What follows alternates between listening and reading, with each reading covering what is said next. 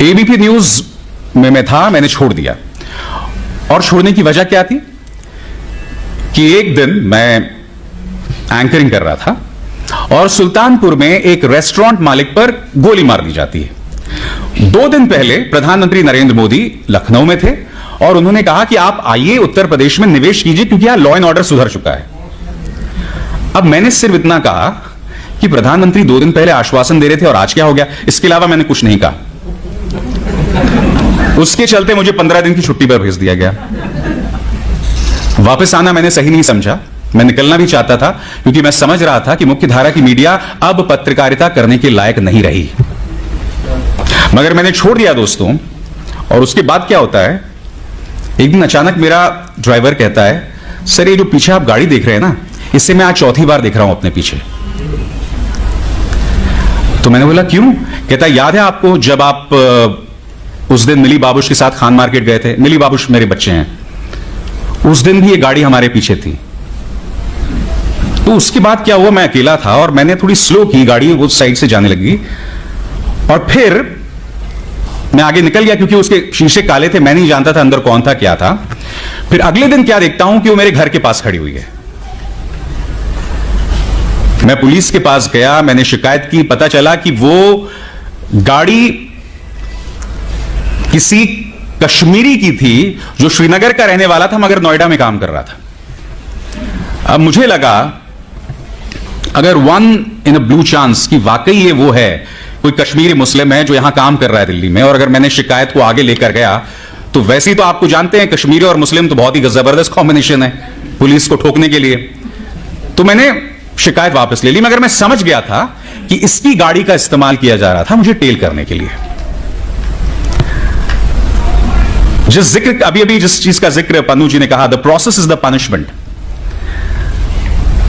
मेरे और मेरी वाइफ के खिलाफ 13 करोड़ की टैक्स चोरी के अनाप शनाप टैक्स केसेस दर्ज कर दिए गए। उसके अंतर्गत वो लोग मेरी वाइफ के खिलाफ प्रोसिक्यूशन भी करने वाले थे क्योंकि वो मेरी पत्नी है।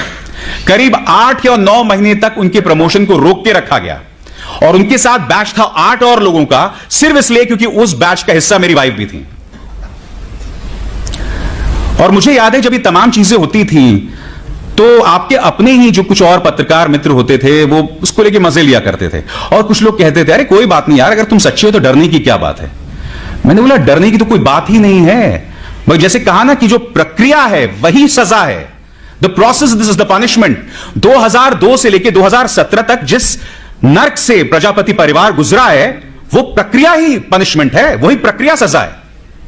2017 से पहले यह वो शख्स था जिसके सामने इस राज्य के गृह मंत्री जो है नतमस्तक होते थे। तो आप समझ सकते हैं उस परिवार को किस असुरक्षा से गुजरना पड़ा था। तो ये जो प्रक्रिया है ना, यही पनिशमेंट होता है। और आज लोग आसानी से कह देते हैं चलिए कोर्ट केसेस हो गए, कोई बात नहीं है, आप जीत जाओगे यार अगर आप सच्चे हो। मगर आप समझते नहीं हो वो जितने भी दिन चलता है, आप जिस टॉर्चर से गुजरते हैं आप तो अंदाजा लगा ही सकते हैं उसका। मगर लोग जिस टॉर्चर से गुजरते हैं आप समझ नहीं सकते वो कितनी बड़ी सुरक्षा है। मगर मैं यही कहूंगा आप लोगों से कि समर्थन दीजिए हमारे उन पत्रकारों का जो इन छोटे छोटे इलाकों पर काम कर रहे हैं। मैं जानता हूं कुछ ऐसे लोग हैं जो इस पेशे को बदनाम भी करते हैं। कुछ लोगों पर आरोप लगाया जाता है कि भाई जो लोकल पॉलिटिशियंस के वो लोग फिक्सर बने रहते हैं, मगर नहीं। फिर पवन जायसवाल जैसे पत्रकार भी हैं, एक मिसाल हैं छत्रपति जी जैसे भी। उनके हाथ मजबूत कीजिए, उनके हाथ मजबूत कीजिए ताकि किसी का सिला, किसी का परिणाम रामचंद्र छत्रपति जी जैसा ना हो। खैर उनकी तो एक विरासत है, मैं सिर्फ उनकी मौत की बात कर रहा हूं।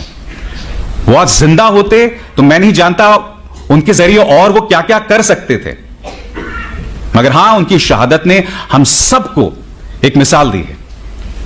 और दोस्तों जाते जाते मेरा अपना वो फलसफा है और ये फलसफा मैं अक्सर उन पत्रकारों को देता हूं जो इन मुश्किल हालात में अपना काम करते हैं। इन तेज हवाओं से घबराना नहीं है, तेज हवाओं से ना घबरा ए बाज, ये तो